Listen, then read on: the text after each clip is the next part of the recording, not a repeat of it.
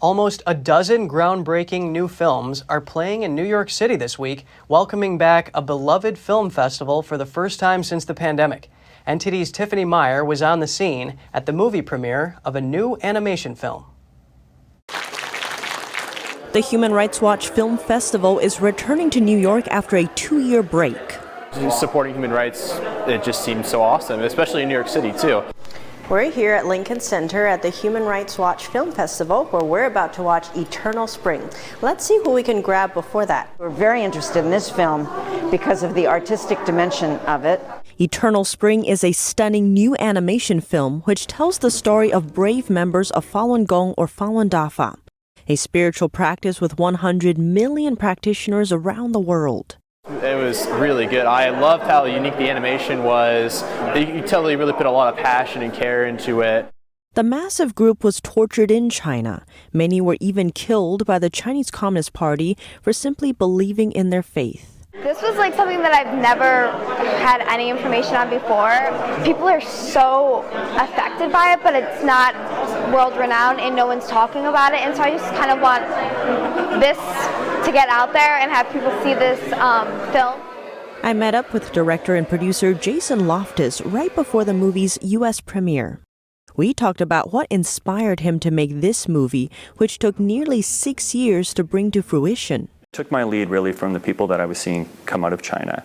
And what I witnessed was people who were willing to sacrifice a lot more than I was facing in order to be able to speak the truth in the face of injustice. And I just figured if we don't do the same with the freedom that we have here, then, we may regret that in the long run. So I think it's important that we use the freedom we have to speak up. And fortunately, I think there's a lot of people who agree with that.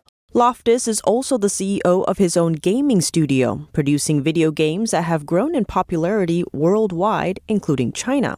But while producing the Eternal Spring movie, the Chinese government put immense pressure on his business, trying to stop him from releasing the film. So the video game I mentioned was being published by Tencent in China, which is a large media company. But in the midst of making these films, the Chinese government contacted Tencent and forced them to cut ties with my company. But Loftus and his team persisted, releasing the film anyway. Sold out tonight at the Lincoln Center, which is really exciting. I'm looking forward to it. I also spoke to the comic book artist behind the movie, as well as one of the main characters, Da Xiong. He's worked on big comic book projects, including Star Wars and the Justice League. There are always people in this world who need to stand up and do the right thing, just like the sacrifices by the group of heroes depicted in this movie. The movie has already won many awards after premiering in Canada and Europe, on its way to becoming a global success, even without the Chinese market. Go to the theater, see this movie. It's a very powerful story. I highly recommend everyone seeing it.